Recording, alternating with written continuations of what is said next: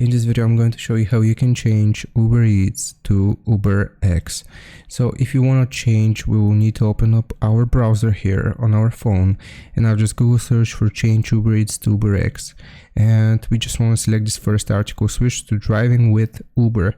So if you want to change from Uber Eats to UberX, you will need to contact support. Here you can read all the information, and we will just select contact support to switch.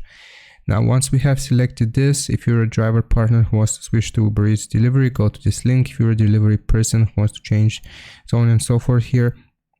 If we scroll down, you will select, or you will see this option, I want to switch to UberX, and we will need to have checked this, and this.